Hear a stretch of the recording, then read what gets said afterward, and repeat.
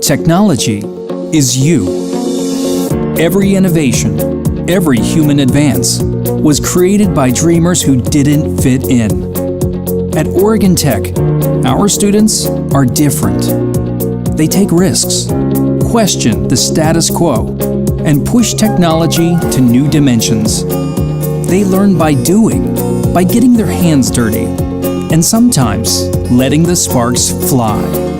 Puzzling this human condition, healing with their hands and hearts, tapping into the power of the Earth's energy, all to create the next great thing, which makes Oregon Tech graduates the most in demand, the most career ready, and the most highly paid anywhere in the region.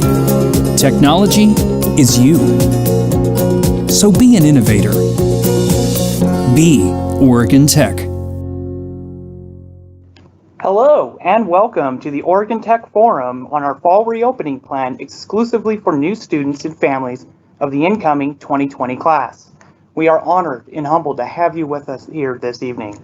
My name is Eric Johnson and I am the Director of Admissions here at Oregon Tech. I want to say you have made an excellent choice to become a hustling owl this fall. We recognize these are uncertain times and our goal tonight is to address your questions and concerns about our reopening and resumption plans for the fall. Thank you for the thoughtful questions and concerns you provided when registering for this event that broke down into 4 main categories. Number 1, COVID response and testing. Number 2, online and in-person instruction. Number 3, housing and food. And number 4, sports, activities, and general campus life themes. Together, Vice President for Student Affairs, Dr. Aaron Foley, and Vice President for Academic Affairs, Dr. Joanna Mott, will address the questions and concerns provided in advance. We've also left time at the end for a moderated chat to address any lingering questions and concerns you might have. Now, to get started, I wish to welcome Oregon Tech President, Dr. Nagi Naganathan, to share a brief welcome message. Thank you. Good evening, everyone. It's a pleasure to be with all of you this evening. As Eric mentioned, I am Nagi Naganathan. I have the honor of serving as president here. We are delighted about 500 of you have registered to participate in this session. That's a great response. As Eric mentioned, we are also getting ready to welcome a record high class this fall. And as families, I know you have choices. Sending your son or daughter to various colleges and universities, we are delighted you have chosen to entrust their future success to Oregon Tech. And that is, their success is something we take very seriously. And this is an extraordinary time to do so. I remember when my daughter went to college, I remember how I felt that day, and I would say that was a normal time if ever there is any. But right now it is certainly a very unprecedented time we are all navigating. And we can only imagine what your questions and concerns are. That's why we felt we should create an opportunity wherein we can answer your questions. And again, talking about my daughter going to college, today she's an emergency physician. I know how she feels when she goes into work every day. And I want you to know we take the health of your son or daughter just as seriously as we take ours. And this is very important for us. Hence this direct dialogue so that you can share your questions. As Eric mentioned, some of you were kind to share your questions ahead of time. Therefore, we are first going to address them, and then you will have a chance to add additional questions towards the end. It is my hope and our hope at the end of this hour, you will have a clear sense of what kind of extensive planning has gone into reopening this fall, and also the contingency measures in case the things were to change. And I also want you to know we are not doing our planning just on our own. Obviously, we are devising our university-specific plans, but we are in deep consultation with the Oregon Health Authority, local health authorities, the Office of the Governor and the Higher Education Committee, Higher Education Coordinating Commission, and continue to consult with one or more of them virtually every day. And another thing you can see, we have protocols in place. You see me wearing this protective shield. And I also want to add, this is not an ordinary shield. This is not a commercial shield. This is something designed and 3D printed by our own students. When the COVID started in March or so, our students did not wait for coaching. They jumped into action, designed these things, and started 3D printing them. That's kind of reflective of the kind of hands-on project-based experience our students get and so cherish, and we are happy to provide for them. Now, having been a faculty member for almost 35 years, as a dean for 15 years, now president for 4 years, I can tell you the first 2 to 4 weeks are crucial in the experiences of every new student. That's when they really establish the connection with their faculty members, with the staff, and with fellow students.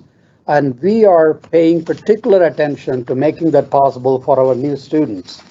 So with me here to share some of the answers to your questions and to answer more questions to my left is Dr. Joanna Mott. She's our provost and vice president for academic affairs. She's going to talk about how she is working with chairs and deans and faculty to really prepare the classes for our students coming here and what particular attention they are paying in terms of laboratory experiences. So Dr. Mott will tell you more about it. To my right is Dr. Erin Foley. She's Vice President for Student Affairs and Dean of Students. Dr. Foley is going to talk about campus life and activities, as well as health and safety procedures outside of the classroom. With that, I'm going to request Dr. Mott to speak, where she's going to talk about the academic piece first. Once again, we are delighted you are here with us today, and we look forward to interacting with you. With that, Dr. Mott. Thank you, Dr. Nagi. So again, I'm very pleased we're able to do this event for you all this evening, and welcome and good evening from Oregon Tech. As far as the academic side of the house, we started planning for this fall really in early spring as we were finishing the spring term, getting the feedback from students about the value of the hands-on experience, and following guidance from the governor's office, Oregon Health Authority, and the county health departments at both the Portland area and Klamath Falls. In addition, the public universities all got together, and much of the original planning was done together with a framework. While each of the campuses have unique features, some of the basic planning was done across all of the universities.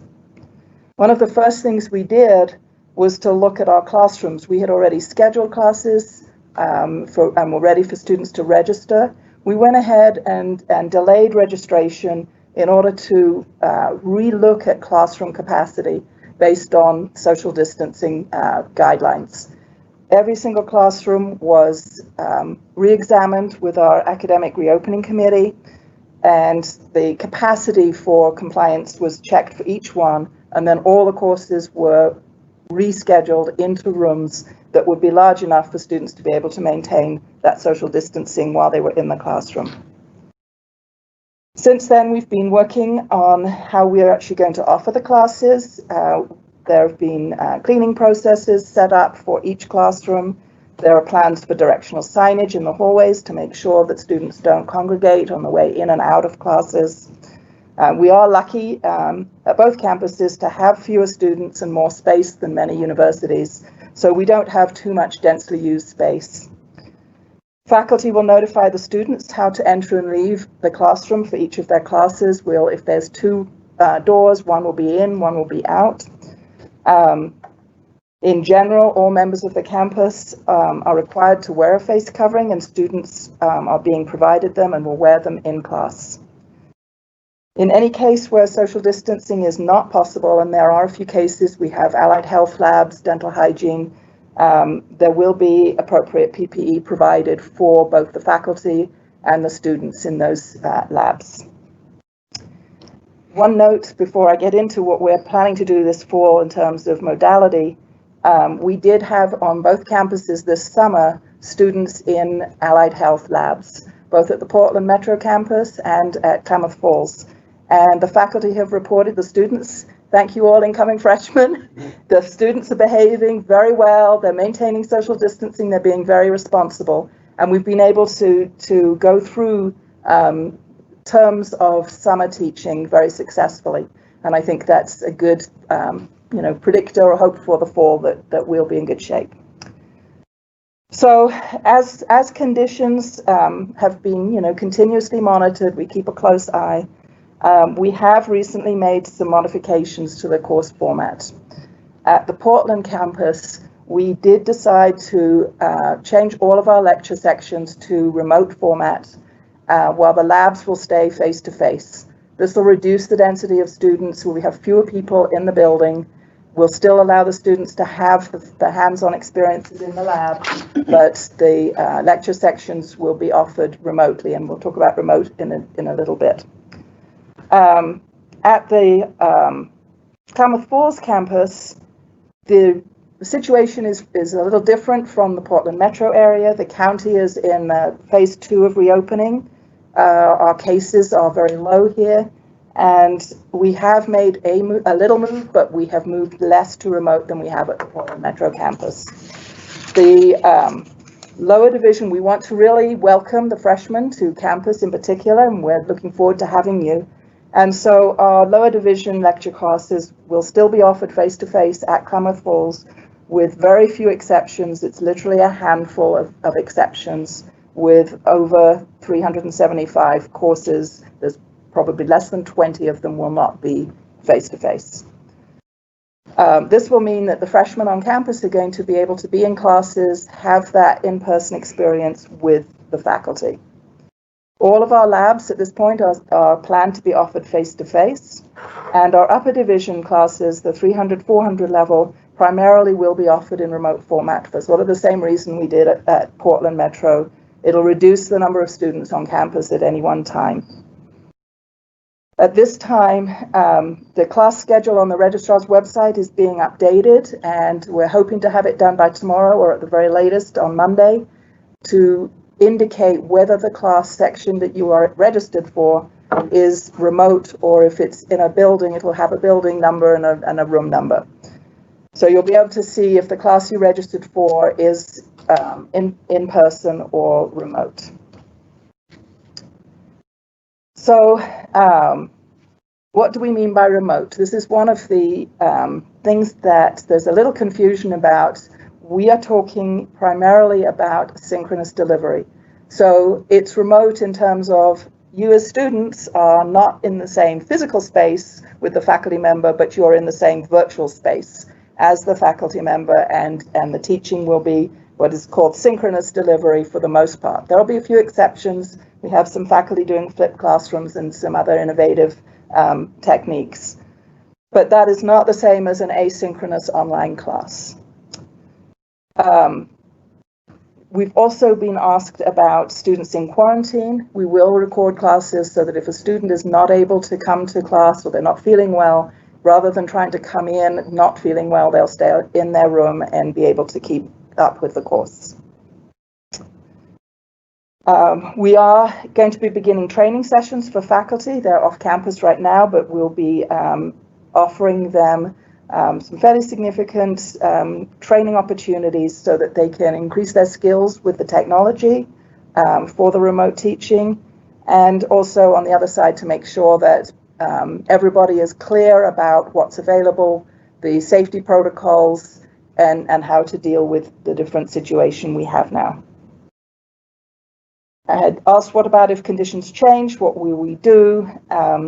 We'll be working closely, and this is partly Dr. Foley's area. We'll be continuously working with the county health departments at both campuses and with the Oregon Health Authority again, as well as the governor's office. And if conditions warrant, we will move. Obviously, we want, safety of students is foremost. So if things become untenable, yes, we will move first all the lectures to remote, and then start to make decisions about lab sections. So hopefully we will make it through the term. I think we have a lot of planning has happened, a lot of work has been put into this, and we're looking forward to welcoming the students to campus in the fall. So Dr. Mott, what you're saying is you are focusing on the first year and second year classes, the 100 and 200 level. That is the 370 or so Yes. sections that are being offered. Yes. With that, I'm going to now turn it over to Dr. Foley, who is going to speak about the student life, the measures around student health and safety, and also what are some of the emergency measures and contingency measures. Dr. Foley. Thank you, Dr. Nagy, and thank you, families and new students, for joining us. I'm going to start with talking about housing. The number of questions that came in around housing were significant, so let me start there. Obviously, this pertains to the Klamath Falls campus more so, since we do not provide campus housing for the Portland Metro students. All right, so in providing housing this fall, our plans align with guidance from the CDC, the Oregon Health Authority, the Higher Education Coordinating Commission, the Governor's Office, and will look like this. Housing assignments went out in mid-July, with housing in the village apartments with students having their own bedroom. That's by design, with a shared bathroom and common kitchen area. That means that there are about 4 students. The majority are 4 students per apartment. Students in the residence halls are assigned to double rooms. The CDC is recommending 64 square feet for a student in a shared room. The residence hall square footage is 187 square feet. And with two students in the room, this exceeds the 128 square foot recommendation. In fact, we could put 3 in there, but we won't do that. All right, move-in information that went along with the housing assignment materials provided an assigned time for a student to move in. This will allow us to manage the number of people on campus and moving through the housing spaces. Students are limited to 2 guests to assist with move-in. So as Dr. Mott mentioned, face coverings are required for everyone on campus, and this includes the housing areas. So any guests assisting students with the move-in will need to also wear a face covering. Roommates will be considered a family unit after 14 days and will then not have to wear a face covering in their space. Guests in their space, however, will have to continue to wear a face covering of some sort. In early September, students living on campus will be sent a screening form about COVID-19 exposure and risk levels. You will not be able to move in without completing this form. Student health staff will review the levels of risk and follow up directly with the student. This needs to be completed within 14 days of coming to campus to move in. Some other actions that housing will take. The buildings will be locked 24/7, with any guests either being escorted by residents or, better yet, the residents will meet the guests some other location. Reduced seating in lobbies and common spaces. We want to provide some social space, but we need to maintain the 6 feet of physical distancing, so furniture will be, has already been removed in many of those locations. We will have posted procedures for using laundry areas, kitchens, bathrooms, showers, to reduce the number of people in this space at any one time. Signage throughout facilities will be posted about expectations and procedures, friendly reminders about our needs to protect one another. Enhanced cleaning of shared facility spaces and those high-touch surfaces will occur. Hand sanitizer stations are located throughout housing, as well as other buildings on campus, and each student at check-in will receive a small, refillable bottle of hand sanitizer.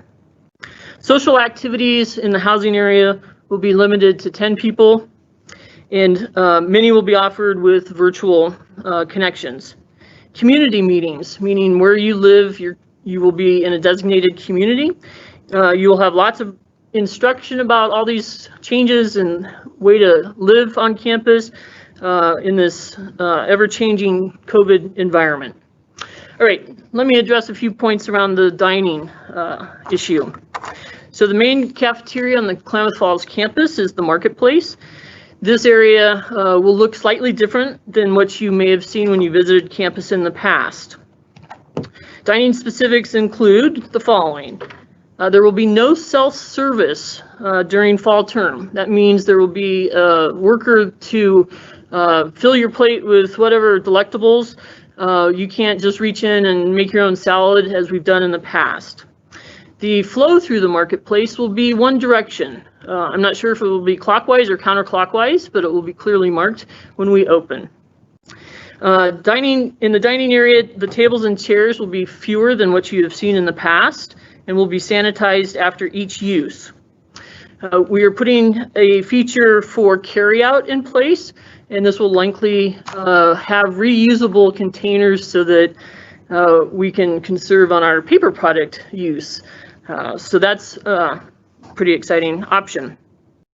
Other dining venues around campus may or may not be open in the same manner as they have in the past, but we will work with the county health officials to do what we can to provide those venues service.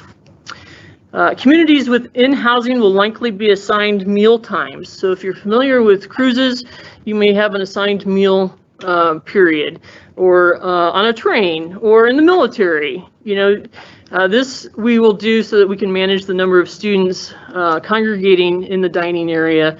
And so have no fear, if you miss your assigned meal time, you can still eat. You'll just do so probably a little bit later in the meal service period. The farmers market program, where students can order fresh produce and meat, other bulk items, will still be available with specific order deadlines and pickup dates. All right, so let me now jump to some of our COVID health and safety points and answer some of the questions that came in. All right, so as Dr. Nagy and I believe even Dr. Mott mentioned, we have been working with the county public health officials in developing our plan for the fall and dealing with any positive COVID cases on campus. The reopening, or the resumption of activity plan, as we call it, is available on our webpage and includes a number of sections, one of which is the protocol for responding to a student that comes down with COVID-19. That's section 7, page 67, if you're curious, and you don't have to read all the previous 66 pages. As mentioned previously, students living on campus must complete the screening form in order to move in. Likewise, a daily health check for students will be required through the Oregon Tech app. This will ask students to review symptoms, and then will be instructed what to do if they're symptomatic. If students have symptoms, they are to contact Student Health for directions and testing. All testing will be done off campus. A student that lives on campus, if needed, will quarantine on campus. We have rooms held for this purpose. A student in quarantine will get meals delivered and will be monitored by student health staff. If hospitalization is needed, the hospital is located conveniently just across the parking lot. We've also been assured that the hospital has sufficient capacity. Since flu season will also arrive this fall, we strongly encourage students to consider getting a flu shot. Those will be available in October on campus, given by our student health medical staff. If a student living on campus needs to be quarantined, they can do so in the space that we've provided on campus, or they are permitted to return home. So that will be a decision that the student and family can make together. If when a positive case occurs in housing, cleaning of appropriate spaces will be done in a very timely manner. Parents, however, will not be notified by campus staff if their student gets COVID unless the student requests us to do so, and then we will place that call. All right, again, let me shift gears. Let me talk a little bit more about campus activities, sports, and other services. So first off, we have the week of welcome. That will look very different due to COVID. It's usually a very high energy, nonstop, 4-day week, well, partial week of activities where students get to meet other students, returning students, faculty, and staff. This year, however, there will be some in-person sessions, providing that we maintain the health requirements, safety requirements, but many of the sessions will be offered virtually. These sessions for Week of Welcome start September 18th. They run through the 20th. Classes begin the 21st. Then Welcome Week activities will continue in the evenings all the rest of that first week. So new students will need to make a little more effort on their own to get connected to campus, but that's very important for their success. As Dr. Nagy mentioned, that first couple weeks is really critical. So we want students to take that extra step and get connected with us, either in person or through our virtual offerings. Activities will be held throughout the term in ways that meet our requirements for health and safety. Many of them will be virtual. In terms of sports, right now, all fall sports have been moved to a spring season.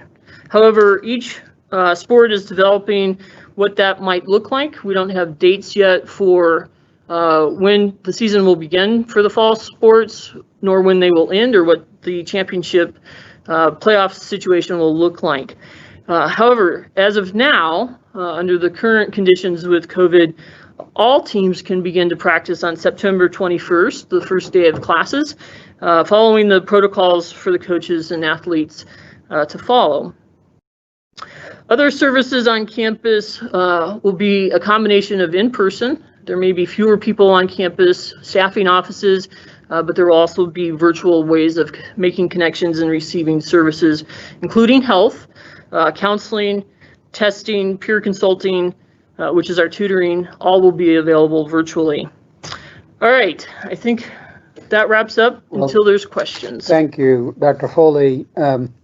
Again, the answers you heard from Dr. Mott and Dr. Foley are in response to some of the questions you already sent in. Now we are going to open it up so that you can add additional questions through the chat session. So now it is open, you can start submitting questions.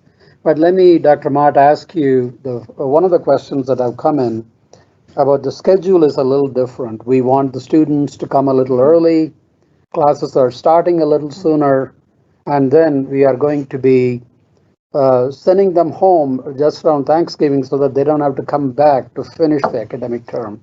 Yes. Would you talk about that, please? Yes, so this was, again, a decision we made fairly early. There was a lot of concern about students going home for Thanksgiving and then coming back, and how would we ensure safety that way. And so,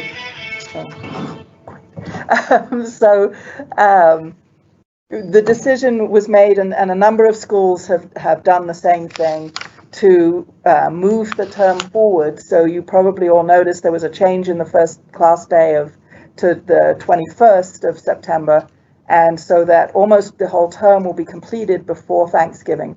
After Thanksgiving, there will be 2 days of remote teaching, and the finals will be remote, with a few exceptions. There are some allied health labs that need to have face-to-face lab finals. They'll either be moved early before Thanksgiving, or there will be some students that may need to come back in order to complete the requirements. Those programs all have accreditations, and there are certain things that the faculty need to do to make sure that they have demonstrated skills that have to be in person. But for the most part, your students will go home for Thanksgiving and then have a break at home and take their finals and have the Christmas break. Thank you. I mean, there is another question that came up now. Also, Dr. Foley, you addressed it. You said you will not call the family on your own if the student were to fall ill. I'm sure it's not an arbitrary decision. No. It's because of it's conforming to law. Could you talk about it? Sure. The law that you're referring to is frequently called FERPA. It's the Family Educational Rights and Privacy Act. And so once a student enrolls, all records and communications are governed by them. They're the owners. They can give permission to have conversations with others on campus, but without their permission, we can't provide particulars on anything, whether it's courses, GPAs, money owed, health status, if they're sick or not sick, attending or not attending. So it's not because we don't want family support, but we just can't do that for any of those reasons. So if a student asks us to, we're more than happy to have a conversation. So there is the mechanism for the student to give consent for that information to be shared. Yeah, so under the COVID stuff, we'll just take a verbal from them that says, please call my mom or dad or uncle or grandmother or whoever. They'll most likely also have to provide that number for us to call, and then we'll place it Otherwise, on other items like balance owed, financial aid, speaking with me, there's a form, we call it the FERPA form. It's a form that the student would have to fill out, indicate who they're giving permission to have family members speak with. So it could be anybody on campus, and they mark all the check boxes, or it could be limited to certain people, and then who we can talk to, if it's a parent, grandparent, uncle that's paying, whoever that is. Well, thank you. There is a question from a parent. Their son is going to be attending the Portland Metro campus. So they are asking, he's a freshman, they're asking if all of his classes will be remote. You did talk about the laboratories being in person, Yes. and it is again being sensitive to the intensity of the pandemic in the local county. Could you Yes. talk about that, Yeah, please?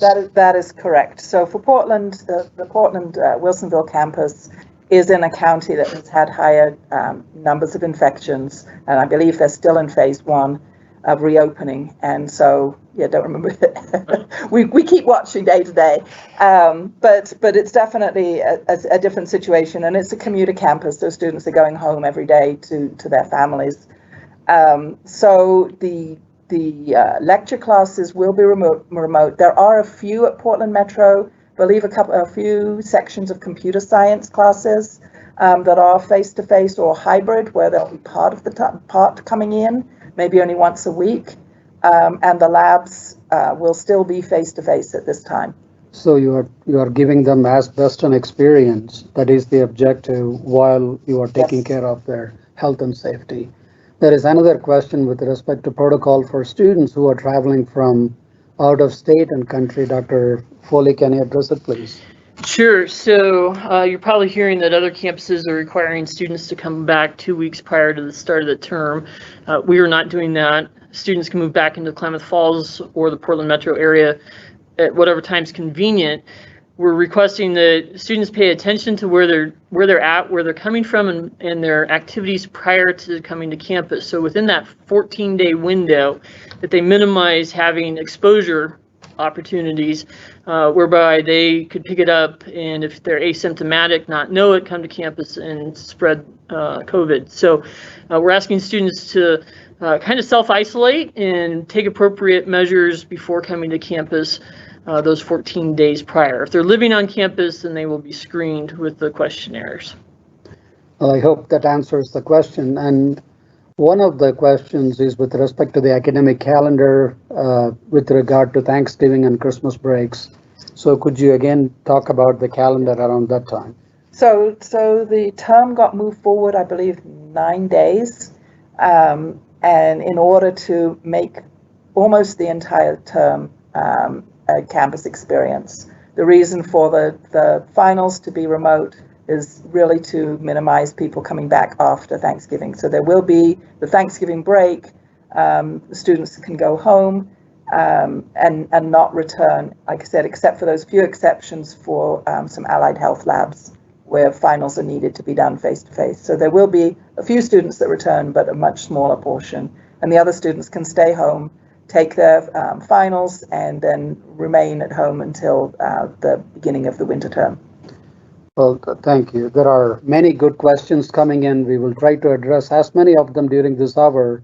I want you to know, in case we do not get to your questions, there will be an opportunity for you to get those answers after this session. So with that, another great question. If question says, if my child needs to be tested for COVID and the testing is off campus, how will my child get to and from the testing site?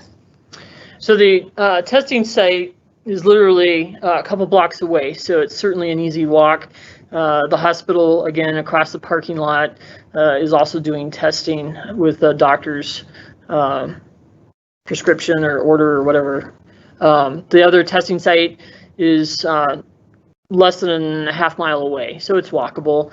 If that's an issue, then we can accommodate if the student communicates the need to get to a testing site.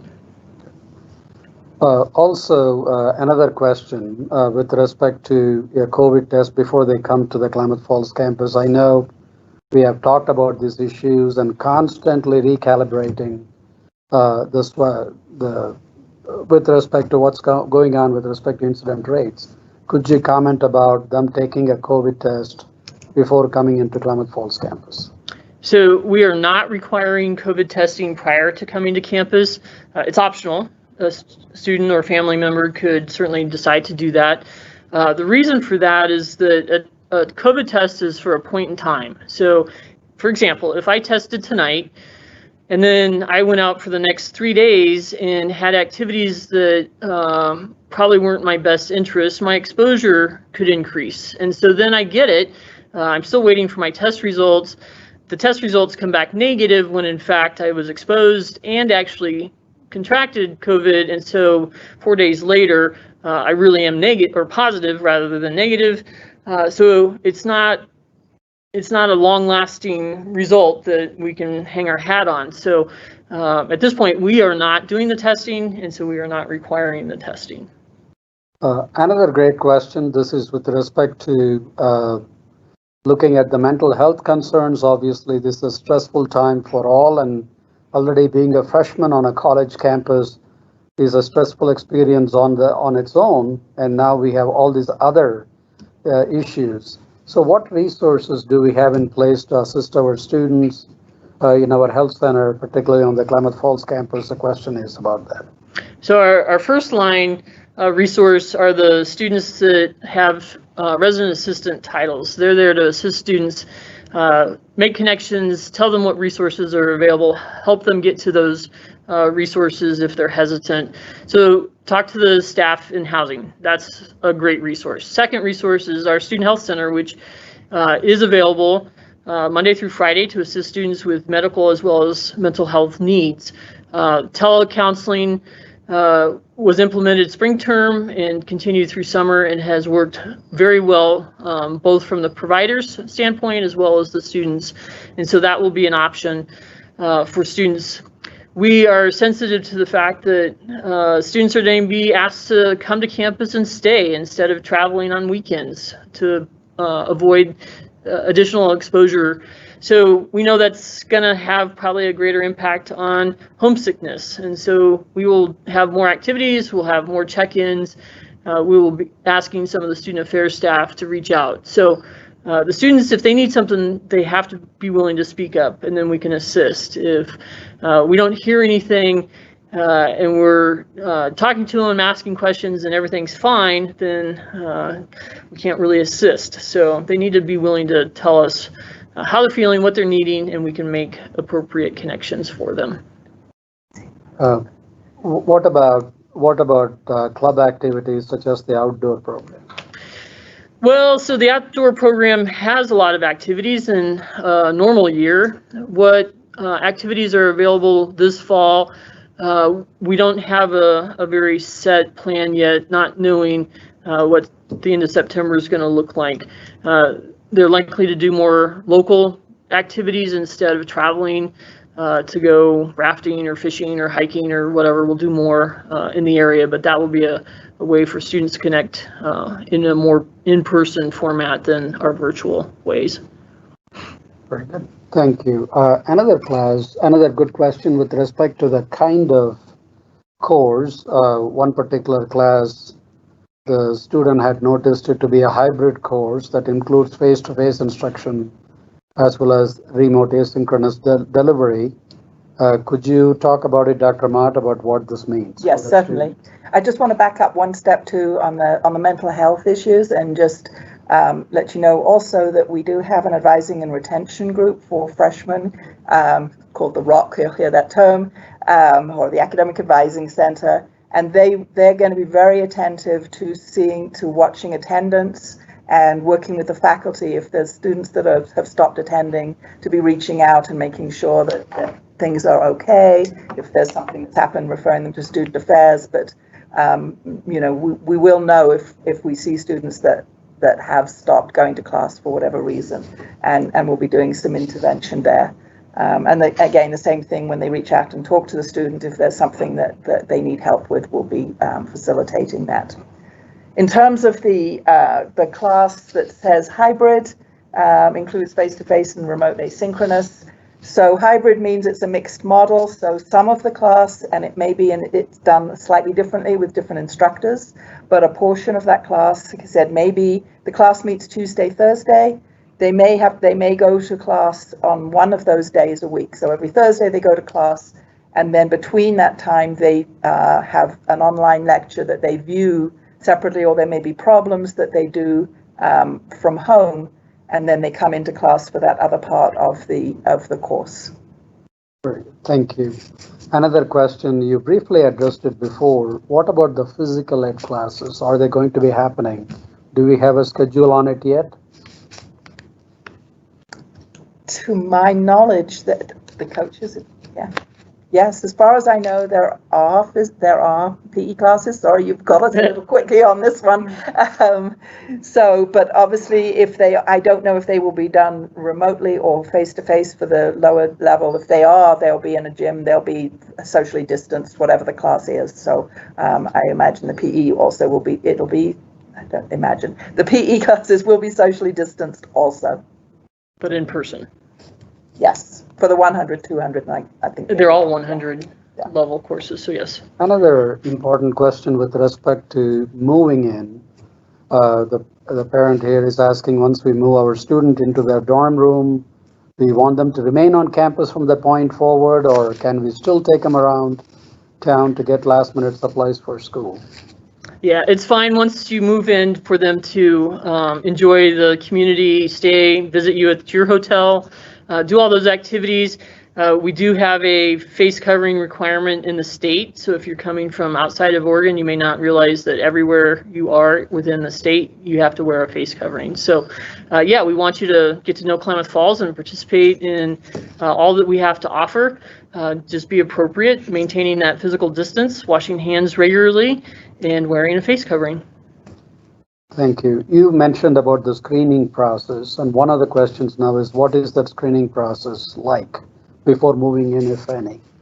So there's a handful of questions, and I don't have those in front of me, but it talks about if you've been near or in the same room with somebody that's tested positive within a period of time, if you've done certain behaviors within that time to increase the likelihood of exposure, and then that will ascertain a level of risk, and if it's a higher risk, there will be a follow-up call by a student health medical staff member to provide information as to what needs to be done.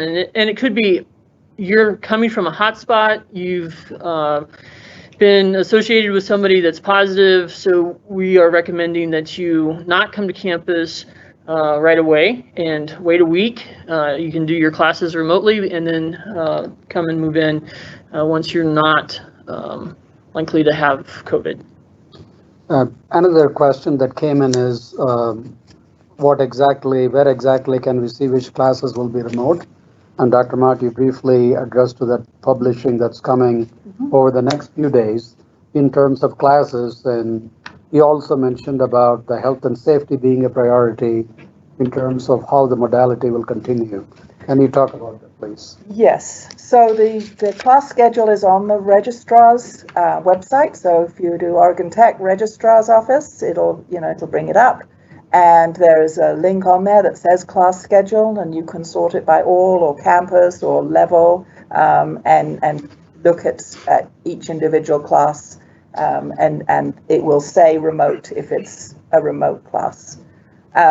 Like I said, they're close to finishing up. We just have a couple of courses that we're finalizing where we need to do an accommodation. There was something about changing it.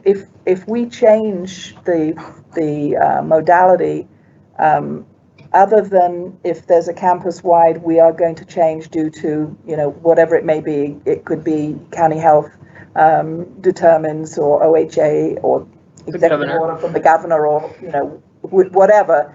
Then that will be obviously broadcast widely across campus that we are moving that modality.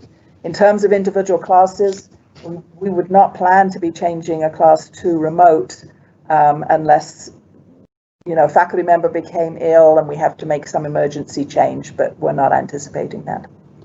Another question is, after Thanksgiving break, when would students return? So if students are living in the dorms, residence halls, would they have to move out before the Thanksgiving break? Yeah, so just with every other year, students do not have to move out between the fall term and the spring or the winter term. So students who leave for Thanksgiving will be able to take whatever belongings they need for that extended break period, but they do not have to move everything out of their room. So they don't have to return to do that. If there's a need for them to return because of a job or some other reason, they're able to return to their room and stay over the entire break if needed. They just need to let us know that they're doing that. Another good question. This is about, unfortunately, if a student were to fall ill and then they are going out and taking appropriate care, what criteria would be used to decide if they are allowed to return to in-person classes? So a student, or anyone for that matter, that tests positive will be instructed by the county public health officials as to A, what actions they need to take, and B, then when they can return to their normal activity, whether that's returning to class or returning to work. So it's not left up to us. We're in contact with the health authorities on our cases so that we know as well what the instructions are. So if they need to not return for a week, then we know that the return date is whatever in the future, and then they can return. Same thing if they're exposed and quarantined, then we'll know what the end date is as well from the medical staff. Well, another question is, in case a student wants to change the schedule for whatever reasons, are they still able to do that once they sign up for classes? So I would think those kind of processes have not been curtailed in any way. No, ad Academic hoc and changing classes can be done, yes. Very good. Those are the same. Another thing is, what will happen if the COVID cases were to increase? You want to talk about things we are scouting for, checking with the community and the health officials? What are some of the things you have in place? Yeah, so there's no definitive, if we hit X number of cases, then we will close down campus. We will be working with the Klamath County public health officials to determine what their guidance is. If it's isolated, meaning it's in one building and only one building, then we're likely to close that building and clean it and then reopen it. So it would be much more similar to a snow day when we just don't have things on campus for a day or two, and then we'll return to business as normal. But all that will be decided as information is coming in and in working with our public health authority. The next question is probably nothing to do with COVID per se, but families are asking, can the students leave their cars on campus during the break between Thanksgiving and January? Yes, every year we allow that. We will designate an area of parking for students that are leaving their vehicles for a couple reasons. One is to be able to plow the snow so that cars are limited to one area of campus instead of scattered throughout. And the second is so that we can patrol the area at a higher rate than all the parking lots because cars are scattered. So yes, you can keep your car on campus, but likely to be told where to park it. We addressed it in a different form before. Here is another question. Will students be required to take a test for COVID? And if they want to take one, can they schedule one outside? Or can they do it on campus, or do they have to do it outside? So students are not required to have a COVID test prior to coming to campus, and we are not providing any testing on campus. So for a COVID test, a student or anyone else will have to get tested through the community resources. Well, one of the things we often talk about is our own responsibilities for anybody, faculty, staff, every student. We all look out for each other.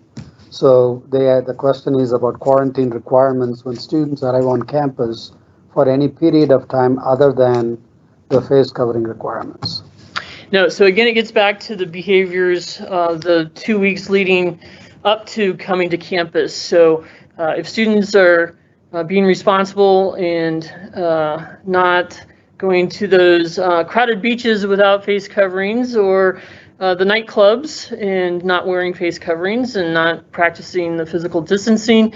Those are not good behaviors prior to coming to campus. So if they're taking the appropriate precautions, they in themselves are doing that isolation quarantine period, then they come and participate in our activities, check in, and start of classes.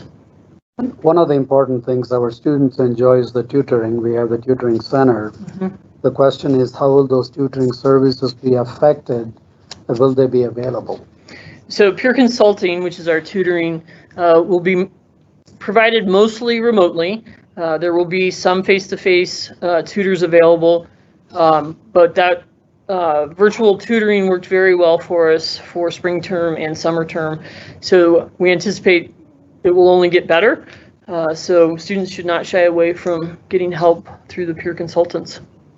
One of the questions, Dr. Mott, you addressed it in some way, and perhaps you have another thought related. I was just going to add that the faculty office hours and advising and retention also will be primarily remote, but we are setting aside some of the a few of the small classrooms that are now too small to use for an actual class because of social distancing, but we'll have those reserved. So if a student's, in distress and really wants to have a face-to-face conversation, they'll be able to go to that room and still maintain social distancing, but have that consulting with the person.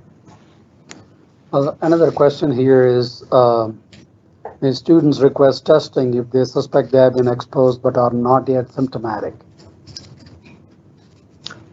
So I believe anybody can go through the community for a test. So if they're symptomatic or asymptomatic and requesting it, they will be able to go through the testing locations in the community.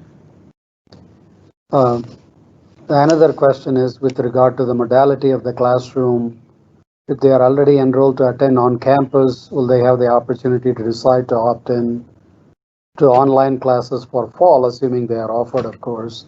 And so during this time, can they change the modality is principally the question, if they have that opportunity. So they can certainly look at the online course offerings. Not every class is offered online. I would encourage students to be coming to campus if they can, just for that campus experience, meeting with the faculty and having a more engaged experience. But certainly there are a number of courses that are offered online. There are some, a few of the exceptions where there's a section that's online. And yes, they can certainly add drop from the classes they're in right now. We talked about the students coming in and being able to leave campus to go into the town with the family or otherwise. Do we plan to continue the shuttle service? How does it work? How can they go into town safely? So housing provides a Saturday shuttle service one Saturday each month. I want to say it's the third Saturday, but don't hold me to that. As far as I know, that will still be planned and available for students. Otherwise, students can travel with others that have cars and are going into town. I would just say that they need to wear their face covering while riding in somebody else's car. And the windows down. And the windows down, unless it's snowing. Well, okay. Well, another question here is with respect to if changes to tuition fees for remote classes or the fees same as if they were in-person classes. I know we are really maximizing the number of in-person classes, the faculty resources, staff resources will continue. So at this time, there are no changes to tuition and fees planned because we are continuing to focus on giving that in-person experience right now. So the resourcing continues. As a result, we will stay with the current tuition and fees. There is another question with respect to if things were to drastically change. I know you worked with students and families with respect to dining contracts last spring. We want to talk about it? So it really depends on when things would take a turn for the worse. If it was early prior to the start of the term or the first couple weeks of the term, yes. If it's later in the term, we would follow the housing contract as well as the campus refund process, which after week 4 there are no refunds. And so if it were late in the term, then chances are there would be no change in the housing or dining rates. So it really is contingent on when that might happen and what actions we would take. Another great question from a student. They are talking about, when does the registrar's office open? It is accessible right now, even though it is remote. And when can we start contacting advisors? So the registrar's office is open on an ongoing basis. I'm not actually sure, and Eric might be able to answer that, at what point that the students are given the names of their advisors, their faculty advisors. So typically advisors aren't assigned until a couple weeks into the term, but anybody within the department should be able to assist a new student with advising type questions. However, the faculty are not all back until the middle of September, so it's probably best to contact either the registrar's office or the ROC staff with particular questions, and then they can get back with answers. So at the ROC, we have a group of advisors who work specifically with the freshmen and the first year students. So and they are I won't say on campus because some of them are remote, but they are available currently. Another question is with respect to housing costs. If the calendar, right now the calendar is not significantly affected by COVID. They leave at Thanksgiving, they start early, so they have the length of the term. So the question is, right now we are not looking to adjust the housing costs because it is the term experience for the students. After Thanksgiving break, again, we might have addressed it before, when would students return? If students are living in the dorms, they have to move out before Thanksgiving break. I think it's a good question. Yeah, so when students leave for Thanksgiving, they do not have to move out. They take whatever belongings they want for the break period, and then they would return prior to the start of winter classes. Classes right now are scheduled to begin January 4th. So that schedule could change, but the plan is classes start January 4th, which I believe is a Monday, and so they can move back to campus that Sunday prior. One last question, and then the time is coming upon us. We have some important closing announcements we want to make. This question is, it looks like there won't be a family weekend in November. Will that be offered tentatively in the spring? I know we can't wait to get together with the families. Could you talk about that? Yeah, so family weekend is traditionally the first weekend in November, and so we are likely not to have what is our traditional family weekend activities. We're talking about perhaps doing some virtual activities.